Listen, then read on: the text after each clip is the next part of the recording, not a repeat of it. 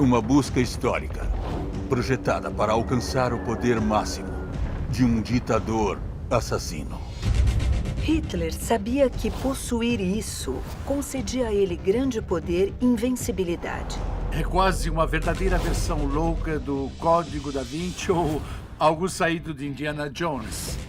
Obras de valor inestimável e relíquias religiosas sagradas, roubadas e armazenadas para um longo e planejado império de 1000 anos. Havia esses objetos mágicos ali que, se você os controlasse, você controlaria o destino do mundo. Na Segunda Guerra Mundial, Adolf Hitler e os nazistas confiscaram tudo, desde as belas artes e relíquias até objetos místicos que acreditavam que dariam a eles poderes sobrenaturais. Embora muitos desses tesouros tenham sido devolvidos aos seus legítimos donos, outros permanecem desaparecidos. Onde eles estão hoje?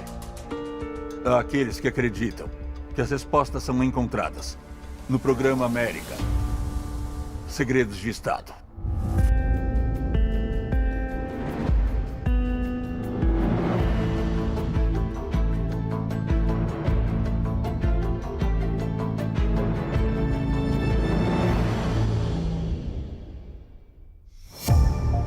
Munique, Alemanha, 28 de fevereiro de 2012. Enquanto executa um mandado de busca no apartamento de Cornelius Gurlitt, de 79 anos, a polícia faz uma descoberta extraordinária. Um tesouro secreto de mais de 1.400 obras-primas da arte. A investigação que se segue revela evidências de que as obras foram roubadas de famílias e colecionadores judeus pelo pai de Gurlitt, Hildebrand, que trabalhou como negociante de arte para Hitler durante a Segunda Guerra Mundial. Hildebrand Gurlitt, que, apesar de ser metade judeu, foi provavelmente o principal agente de Hitler para conseguir as obras que ele estava desejando. O filho dele, Cornelius, cresce e nunca se registra, não paga imposto, não está na Previdência Social e não tem emprego aparente. Mas acontece que ele tem uma enorme coleção de arte, que o pai adquiriu e deixou como herança para ele. E essa é a ponta do iceberg, porque ele tem uma casa de fazenda em Salzburgo, onde há outra pilha e mais outra pilha. Os quadros dessa coleção secreta representam apenas uma pequena fração do que foi roubado pelos nazistas ao longo dos anos 1930 e 1940. Estima-se que os nazistas saquearam uns 20% de toda a arte na Europa. Eles foram e roubaram. Se tornou deles. Em locais como Amsterdã ou Paris ou na Polônia, onde os nazistas ocupassem, eles pegavam o que queriam. Em julho de 1940, durante a Segunda Guerra Mundial, Adolf Hitler designou Alfred Rosenberg, um oficial nazista de alta patente, para liderar o Eigenstab Reichsleiter Rosenberg, ou a ERR. Era uma organização dedicada a confiscar as belas artes e objetos de grande valor. Alfred Rosenberg é encarregado de reunir pessoas, uma força que acompanha os exércitos alemães em todo lugar que eles conquistassem para saquear a propriedade cultural do local. Hitler vê a si mesmo como monarca do mundo e que a Alemanha era o centro desse mundo. Hitler tinha sonhos de ter um museu mundial em Linz, na Áustria, perto de onde ele nascera. E isso era para ser uma cidade inteira, um museu gigante. E então, para preencher as galerias de tal museu, ele queria as obras de arte do mundo inteiro e ele enviou seus homens para reuni-las. E aqueles que não as entregaram voluntariamente foram forçados a entregar ou eram mortos. Contudo, os nazistas não estavam interessados só em roubar obras de arte. Eles também cobiçavam relíquias religiosas e místicas. Os objetivos militares de Hitler são bem conhecidos, mas seus objetivos místicos são pouco conhecidos e pouco compreendidos. E um desses é procurar por artefatos sagrados que, de alguma maneira ou outra, é para dar aos seus possuidores esses superpoderes. O poder está no coração do regime nazista, a ânsia pelo poder. Acho que alguns presumiam que existiam esses objetos mágicos por aí, que se você os controlasse, na verdade, controlaria o destino do mundo. Heinrich Himmler, um dos tenentes importantes de Hitler, era obcecado por encontrar o que os nazistas acreditavam ser a principal relíquia cristã. A taça descrita na Bíblia como aquela em que Jesus bebeu durante a última ceia. Também conhecida como o cálice sagrado. Havia a ideia de que isso teria sido uma taça, a qual, porque continha o vinho, e que esse vinho seria o sangue de Cristo. As pessoas atribuíam em sua imaginação o poder para curar e o poder de dar a vida eterna. Certamente, a ideia de ter o cálice sagrado significaria que você tinha o poder supremo. Seria invencível. E Himmler queria todos os tipos de símbolos de poder religioso. Ele queria entregá-los para Hitler. Em 1934, Himmler conheceu um jovem escritor alemão chamado Otto Hahn, que tinha pesquisado possíveis locais por onde o verdadeiro cálice poderia ter passado. Hahn acreditava que tinha sido uma vez possuído pelos cátaros, uma seita cristã gnóstica secreta, com sede no sul da França durante o século XII. Os cátaros foram perseguidos pelo Vaticano, pela Igreja Católica e, durante a Inquisição, todos os cátaros foram condenados à morte.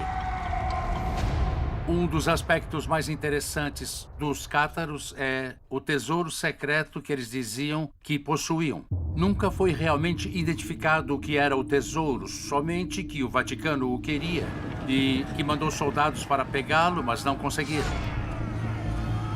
Otto Hahn achava que era o cálice sagrado. Himmler concordou em apoiar a pesquisa de Hahn e também, pessoalmente, liderou expedições às montanhas dos Pirineus, no norte da Espanha, à procura do cálice. É quase uma verdadeira versão louca do Código da Vinci ou algo saído de Indiana Jones. Por causa dessa história, à medida que essa espécie de máquina nazista a vai manipulando, esta acaba enviando suas tropas por todo o mundo em busca do cálice sagrado. Pelo fato de Himmler pensar que os nazistas estavam prestes a encontrar o cálice sagrado, ele comprou o castelo de Wewelsburg, uma fortaleza do século XVII locada em Büren, na Alemanha.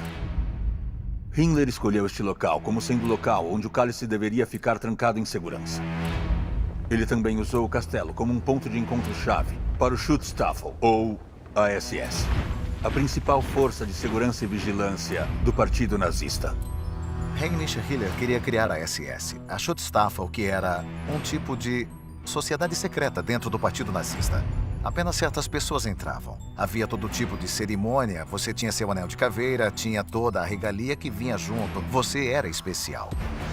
E se você tem um culto, ele tem de ter um centro. Ele escolheu esse castelo, o Wewelsburg. Na torre no norte do castelo de Wewelsburg, há uma sala redonda, com um mosaico de um sol negro no chão.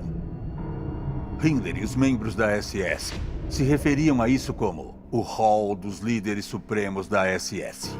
Era ali que eles supostamente realizavam rituais pagãos. O Sol Negro era um símbolo que representava um poder do universo, que os nazistas achavam que suas práticas ritualísticas poderiam aproveitar para o sucesso de suas campanhas militares. Abaixo da sala ficava uma cripta, onde os restos cremados dos generais da SS eram sepultados. No centro da cripta está um misterioso círculo afundado, que permanece um assunto de debate. Muitas pessoas dizem que ele abrigava uma chama eterna, uma chama de 1000 anos. Outros, contudo, dizem que ali era onde o cálice deveria ser colocado assim que fosse obtido.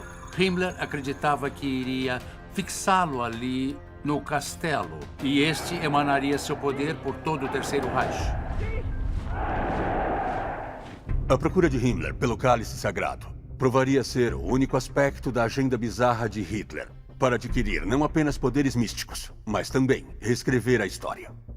Os nazistas passaram a acreditar que suas origens eram realmente divinas, e isso levou a uma nova busca mundial para encontrar a prova. Berlim, Alemanha, 1º de julho de 1935. Heinrich Himmler aprova a criação do The Ahnenerbe, um novo instituto dentro do governo nazista. Seu objetivo é conduzir pesquisa histórica e escavações arqueológicas, com o objetivo de provar que o povo alemão descendia de uma raça superior. Em 1935, o Ahnenerbe tinha todos esses ramos de pesquisa que se desenvolviam, muitos nas áreas humanas para penetrar na mitologia, na antropologia, nesse tipo de coisa. A maior parte é ideologicamente dirigida, politizada, influenciada por ideias pagãs ou ideias ocultas, incluindo a ideia de que os arianos eram a raça superior e que foram os arianos nórdicos que tiveram essa grande civilização na pré-história. E que houve uma inundação ou um cataclisma que destruiu a civilização. Mas as pessoas que sobreviveram criaram um tipo de raça ariana moderna. E então, temos esses líderes nazistas amadores que têm essas ideias bizarras que não são baseadas na ciência. É tudo baseado na fé e na mitologia. A própria Ahnenerbe era uma organização para tentar investigar a ancestralidade ariana, a herança dos arianos. De fato, Hitler achava que todas as grandes civilizações, como a civilização mesopotâmica, a civilização egípcia, os gregos, os romanos, foram todas fundadas pelos arianos, que tinham vindo do norte da Europa e que tinham migrado para essas áreas. Os arianos eram a versão dos nazistas dos super-homens. Os nazistas estavam sempre buscando superpoderes. Eles queriam ter esses poderes. A fim de ser a raça superior, basicamente, eles reescreveram a história. E, subjacente a tudo, eles queriam que o glorioso passado dourado de outrora voltasse em toda a sua glória. Basicamente, eles inventaram tudo isso. Não há precedentes na história para 99% do que os nazistas acreditavam e o que os nazistas praticavam. Isso era a ideologia e o credo deles, que eram baseados no ódio, no absurdo, no irracionalismo, desprezo pelo pensamento normal. Mas se você criar uma crença, ela se tornará imbuída de você a tal ponto que se tornará sua realidade.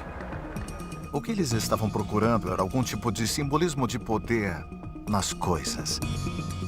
A crença aqui, é claro, é que, de alguma maneira ou de outra, se você pudesse remontar a essa época na antiga história ariana e germânica, poderia acessar esses supostos superpoderes que esses seres possuíam. Baseado na pesquisa conduzida pelo Ahnenerbe, Himmler se convenceu de que os descendentes dos antigos arianos poderiam ser encontrados, não apenas na Europa, mas também na Ásia. Himmler pensava que houvera um fluxo enorme de arianos na área do Tibete, que teve um enorme fluxo de arianos no norte da Índia. Isso em eras antigas, e então Himmler estava esperando rastreá-los no Tibete também. Em abril de 1938, apenas um ano antes da eclosão da Segunda Guerra Mundial, Himmler enviou uma equipe de pesquisadores ao Tibete. Eles estavam buscando confirmação para suas crenças no Tibete. Eles estavam esperando que ainda houvesse arianos vivos no Tibete, e isso teria dado um enorme crédito ao que eles estavam dizendo à população alemã. Havia 5 ou 6 cientistas principais, antropólogos, meteorologistas, biólogos que estavam lá, liderados por um sujeito chamado Ernest Schaefer. Ernest Schaefer era um caçador renomado e zoólogo em 1930. Ele também foi um membro da SS, tornando-o a pessoa ideal para liderar a expedição Ahnenerbe ao Tibete. Schaefer guiou a caravana de 50 mulas da equipe em uma árdua jornada de 1 ano pela região. Eles queriam estudar os tibetanos. Eles mediram suas cabeças, mediram seus crânios, mediram as distâncias entre diferentes partes dos crânios deles. Eles procuraram pelos arianos por todo o Tibete, mas nunca encontraram nenhum. Embora Schaefer e sua equipe fossem incapazes de encontrar qualquer evidência biológica dos arianos no Tibete, eles encontraram um artefato antigo que eles acreditavam ser a ligação entre o Tibete e a Alemanha, que Himmler estava procurando. Quando os nazistas estavam no Tibete, eles toparam com uma estátua que tinha o apelido de Homem de Ferro. Uma estátua de um Buda de barba. Ela pesa 50 quilos e tem uma suástica no peito. O que é muito fascinante sobre o artefato do Homem de Ferro é que ele se parece com uma pessoa caucasiana ou ariana com uma barba. E eles acharam que isso era a prova positiva de que o povo tibetano tinha sido ancestral da raça ariana. E eles trouxeram esse artefato para mostrar a outros na sociedade Ahnenerbe e ao alto escalão do Terceiro Reich e afirmaram que, de fato, encontraram alguns traços de raízes desta raça ariana na Ásia Central. Não é que fosse precursora dos nazistas. Realmente, a suástica é um símbolo antigo asiático do bem. Do bem que é a vida, a roda da vida. Mas, na verdade, o que os nazistas fizeram quando eles adotaram aquele símbolo e se apossaram foi invertê-lo. Eles tinham metas bem específicas. O que quer que fosse inestimável, que fosse maravilhoso, eles pegariam. A busca dos nazistas por artefatos antigos e místicos era insaciável. Eles acreditavam que isso traria a eles não só riqueza, mas um poder absoluto. E logo, eles começariam uma guerra que iria se alastrar pelo mundo e daria oportunidades infinitas para roubar ainda mais. 1º de setembro de 1939.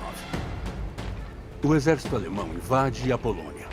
E em apenas 5 semanas, força o exército polonês a se render. Nos 4 anos seguintes, a Alemanha conseguiu derrotar e ocupar mais de 20 países, incluindo Holanda, Bélgica, França e Grécia. Mas Hitler construiu a máquina de guerra alemã para fazer mais do que apenas conquistar terras estrangeiras. Ele também usou isso para ajudá-lo a roubar tesouros e obras de arte através da Europa. Meses antes de começar a guerra, os nazistas fizeram planos para estabelecer um bunker secreto debaixo da cidade de Nuremberg, na Alemanha, para esconder o valioso saque. O próprio Himmler ordenou a construção de um bunker secreto sob o castelo de Nuremberg. E então, projetos foram feitos para reconfigurar uma adega de cerveja que era acessada num beco, a Blacksmith's Alley. Era conhecida como bunker da Blacksmith's Alley. Logo atrás dessa porta vermelha tem um lugar especial, chamado de Bunker da Arte da Segunda Guerra Mundial. É uma antiga adega de cerveja, que foi escavada na rocha porque queriam que a cerveja fosse armazenada em temperaturas baixas. E na Segunda Guerra Mundial, essa adega de cerveja foi transformada em um abrigo antiaéreo especial para obras de arte. A adega de cerveja era conectada a uma vasta rede de câmaras subterrâneas que tinham sido construídas séculos antes, que proporcionavam aos nazistas um amplo espaço para armazenar seu butim saqueado. Então eles cavaram esses velhos túneis há 700 anos. Existem 25 mil metros quadrados de porões debaixo da velha cidade de Nuremberg. É do tamanho de 4 campos de futebol. Esse foi o lugar onde ficaram peças de arte muito importantes, vindas de igrejas e museus, roubadas pelos nazistas de alguns países que eles tinham ocupado. Contêineres foram instalados aqui, onde quadros foram armazenados em celas climatizadas com aquecimento, geradores de energia e coisas assim. Milhares de obras de arte seriam mantidas nesse bunker secreto. Mas havia um tesouro escondido entre elas que Hitler valorizava acima de todos os outros. As joias da coroa do Sacro Império Romano. Hitler formava o que ele chamou de Terceiro Reich, que era o Terceiro Império. O Primeiro Império foi o Sacro Império Romano, que terminou quando Napoleão conquistou vastas áreas da Alemanha em 1806. O Segundo Império foi o Império de Bismarck, que foi criado em 1871 e durou até a Primeira Guerra Mundial. Hitler criava o Terceiro Reich, pois ele queria mostrar continuidade com o Antigo Império. Em 1938, a Alemanha anexou a Áustria. Hitler então ordenou que as joias da coroa do país fossem tiradas do Palácio Hofburg em Viena, onde estavam armazenadas desde 1800. Não temos nenhum relato em primeira pessoa do que Hitler fez quando ele obteve as relíquias. Mas, de acordo com as histórias, Hitler disse ter visitado o Tesouro Real em Hofburg. E, naquela noite, supostamente, ele teve que manusear pessoalmente as joias da coroa. E ele experimentou a coroa e segurou o cetro. E isso é claramente algo com que ele sonhava desde a adolescência como artista em Viena. Hitler queria ressuscitar o Império Alemão do Terceiro Reich. Que melhor maneira de fazer isso do que pegar os tesouros imperiais e levá-los para Nuremberg, a capital simbólica do nazismo, porque é onde faziam seus comícios. E seus tesouros fariam parte do Terceiro Reich. Os nazistas redesenharam o bunker da Blacksmith's Alley, com linhas de alta tecnologia, como o esconderijo secreto das joias da coroa. Os nazistas fizeram umidificadores especiais, ar-condicionado e sistemas de purificação de ar. Ele tinha seus geradores próprios, tinha seu próprio suprimento especial de alimento, alojamento e cofres de 60 centímetros de espessura. Então é ali que guardavam as joias da coroa. As joias da coroa austríaca datam do século XI e eram usadas nas cerimônias de coroação dos vários sacro-imperadores romanos. As peças mais notáveis incluem a coroa imperial, o cetro, a orbe, a espada e um objeto que muitos acreditam que seria uma das relíquias mais estimadas de todo o cristianismo: a Lança do Destino. Acredita-se que a Lança do Destino tenha sido a ponta de lança que foi usada para perfurar Jesus enquanto ele era crucificado. Uma lenda cresceu em torno deste artefato, segundo a qual quem possuía a lança sagrada, a Lança do Destino, tinha o destino do mundo em suas mãos. Por séculos, muita especulação e lendas surgiram em torno da Lança do Destino, porque sua ponta supostamente tocara o sangue de Jesus, o Filho de Deus. Muitos estavam convencidos de que ela possuía poderes sobrenaturais. Um dos incidentes mais conhecidos envolvendo a lança ocorreu em 14 de abril de 1561. Os habitantes de Nuremberg acordaram com uma visão de um outro mundo. No horizonte, no céu, havia raios de sol explodindo. E no meio disso estavam esses estranhos objetos voadores. Um desses objetos parecia uma verdadeira lança do destino. Muitas pessoas buscaram explicações para isso ao longo dos anos. Você teve uma cidade inteira, centenas, milhares de pessoas, talvez, acordando para esta visão de outro mundo no céu acima deles.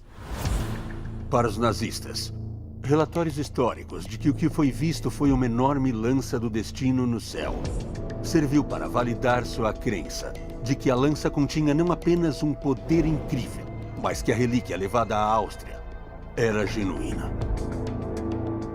Por causa disso, sua localização em Nuremberg foi um segredo bem guardado. Mas com o avanço da guerra, as forças aliadas tomaram conhecimento do saque nazista e juraram recuperar tudo que havia sido roubado. A ideia de encontrar onde as obras estavam se tornou algo de grande interesse para Eisenhower. Eles viram que recuperar essas obras e devolvê-las aos locais de onde vieram era um meio de restaurar a ordem que os nazistas tinham reduzido a caos. Frustrar os esforços nazistas para espalhar sua ideologia assassina e distorcida foi considerado uma tarefa de suma importância. Tão importante quanto recuperar e devolver os muitos tesouros que tinham sido roubados e escondidos pela Europa.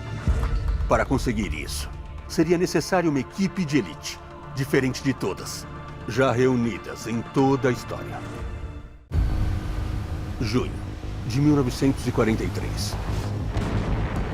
É o auge da Segunda Guerra Mundial, quando os Estados Unidos formam o Programa de Monumentos, Belas Artes e Arquivos, um grupo de especialistas do mundo da arte, incluindo curadores, acadêmicos e bibliotecários.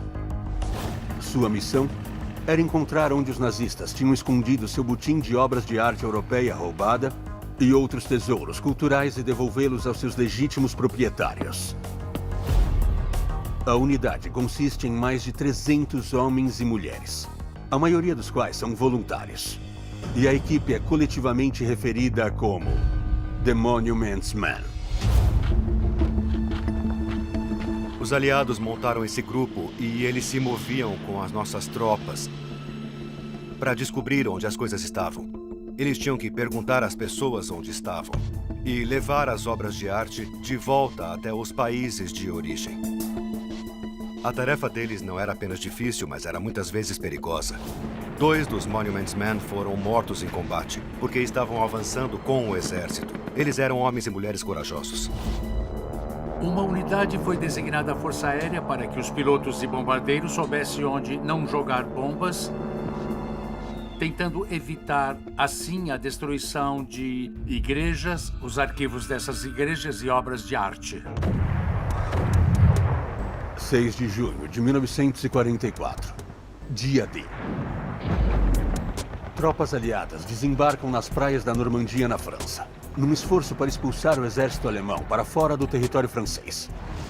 A maré da guerra está mudando e a derrota de Hitler está se tornando mais e mais inevitável. Na primavera de 1945, os aliados avançam na própria Alemanha.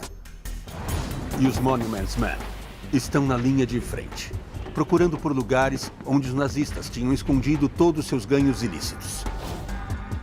Em março, eles encontram uma pista inesperada, quando o capitão do exército e um dos Monuments Men, Robert Posey, visitam um dentista local na pequena cidade alemã de Trier.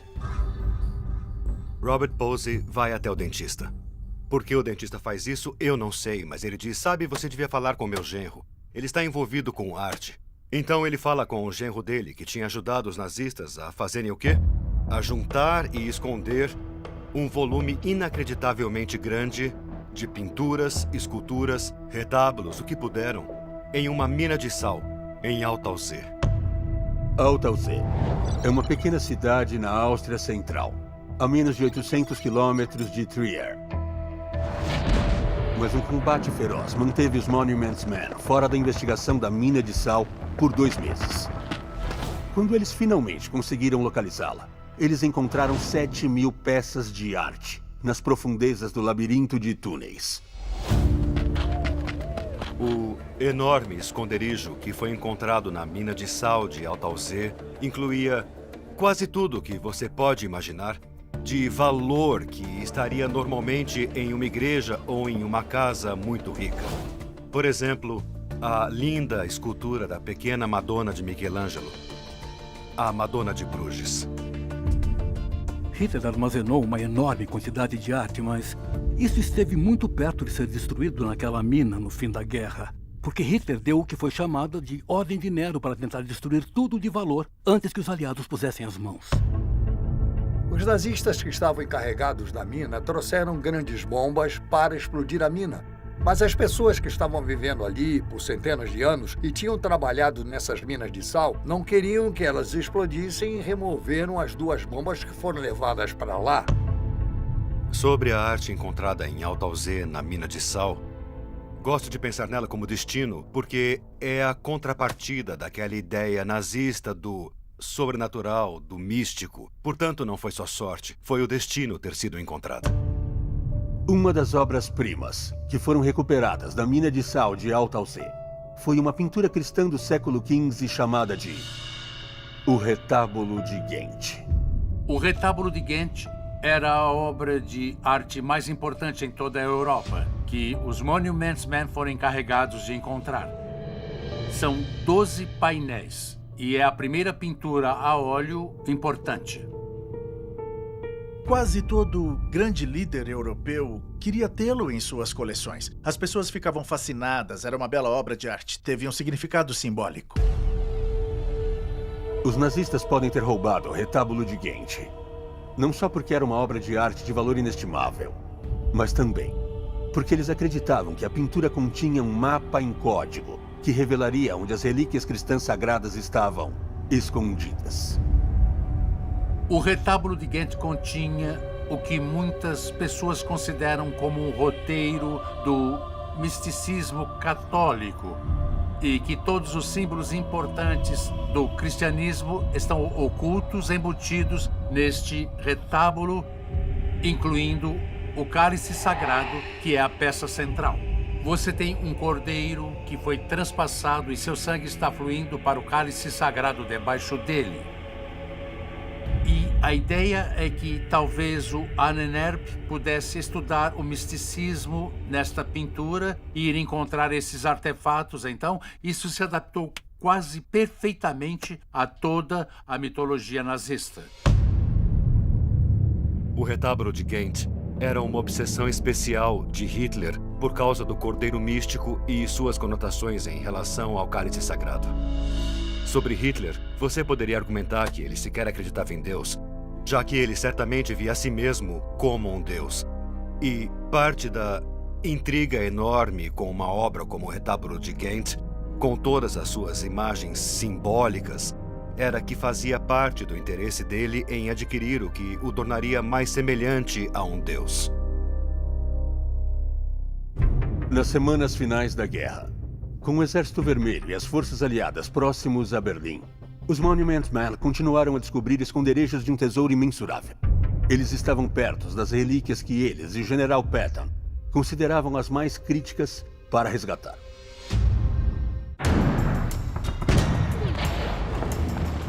Primavera de 1945. Nos dias finais da Segunda Guerra Mundial, os Monument Men palmilharam a Europa para recuperar obras de arte valiosas e relíquias sagradas roubadas pelos nazistas.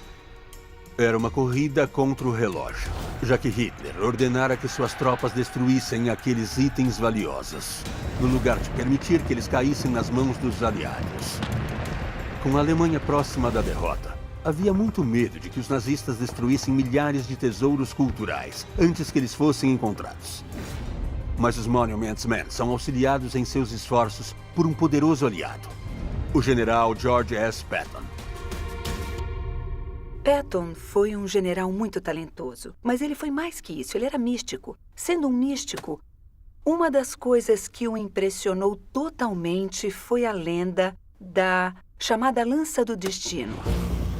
E ele sabia que ter isso ou possuir isso concederia a alguém grande poder e invencibilidade, e também uma espécie de conhecimento sagrado. O General Patton, em especial, queria se assegurar que a lança não permanecesse nas mãos da Alemanha, porque ele também temia que ela fosse aumentar a aura em torno dos nazistas. Patton acreditava nos superpoderes investidos neste artefato. E então ele procurava por alguém que tentasse recuperar a Lança do Destino. Ocorre que havia um soldado do 3º Exército de Patton, que era idealmente talhado para procurar a Lança do Destino. O tenente Walter Horn. Walter Horn nasceu e cresceu em Heidelberg, Alemanha. Ele estudou História da Arte e sabia 4 ou 5 idiomas. E ele odiava os nazistas e não escondia isso. Ele acabou tendo problemas com a SS e fugiu para a Itália. De lá, escapou para Greenwich Village, em Nova York, e acabou desembarcando em Berkeley, na Califórnia. Então, bang, de repente, por causa de Pearl Harbor, os Estados Unidos entraram na guerra e ele se vê voltando para a Alemanha.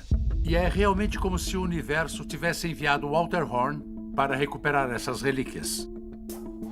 Ele falava alemão fluentemente, ele também falava francês e italiano. Era muito útil mesmo para os aliados, enquanto eles varriam a Europa. Ele realmente teve permissão para interrogar os prisioneiros de guerra alemães para descobrir pistas ou se eles sabiam onde esconderam os tesouros. Por acaso, Walter Horn entrevistou um prisioneiro da Batalha de Bulge. E esse soldado começou a contar essa fantástica história sobre um cofre de banco gigante escondido em um bunker debaixo do castelo de Nuremberg. E o que estava dentro daquele cofre eram as joias da coroa do Sacro Império Romano. E enquanto a notícia não se espalhasse, se poderia manter esses tesouros lá para sempre e ninguém os encontraria. Horn enviou as informações sobre a localização da Lança do Destino para a cadeia de comando. E o General Patton despachou uma unidade de infantaria para investigar. Com os aliados indo para Nuremberg, esta unidade específica é mandada para proteger o bunker.